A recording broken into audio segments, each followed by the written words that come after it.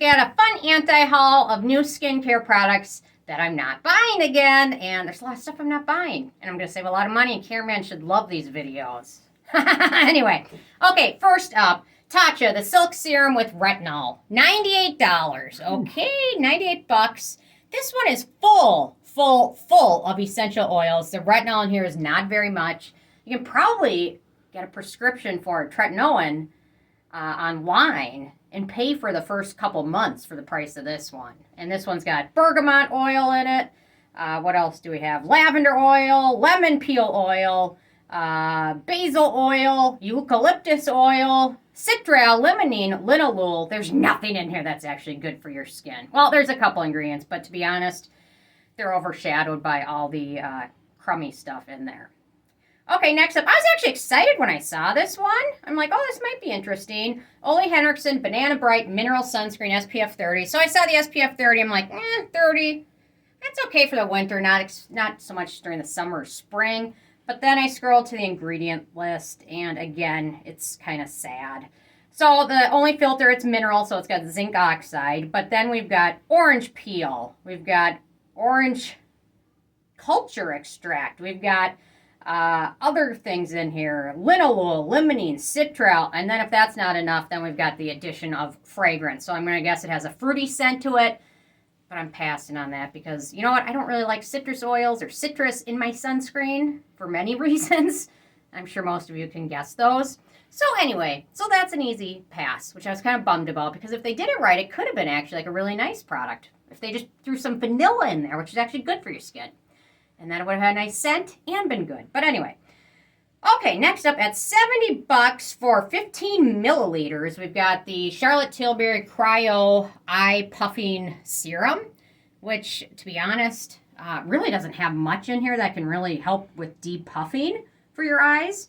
And it's 70 bucks. So the caffeine in here is what they call out for being good for depuffing. Well, the Ordinary has an eye serum with caffeine in it for like $15, which is like, what is that, $55 less than the Charlotte Tilbury one. And then in here, we've also got limonene, geranol, citronellol, and linalool. And citronellol, if you think of citronellol candles for bugs, that's the same thing, except they put it in your skincare. I really don't want bug spray around my eyes. And all of the good stuff in this comes after phenoxyethanol, which is also a bummer. So at 70 bucks, I don't know, that was a ridiculously easy pass, instant pass.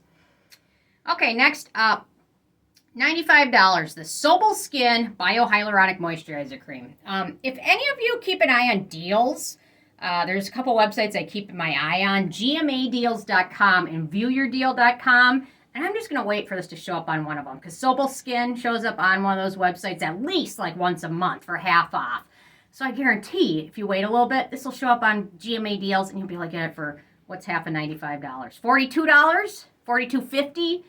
And then the other thing is the jar packaging in this is a disappointment because so many of the ingredients are sensitive to air and things, and it's just a pass all the way around. For 95 bucks, I'll wait and maybe pick it up for half off. Maybe. I don't even know. Okay, next up, another Charlotte Tilbury. I'm not going hard against the brand. They've got some makeup I like. Their Magic Eye Cream with Retinol, which was $65.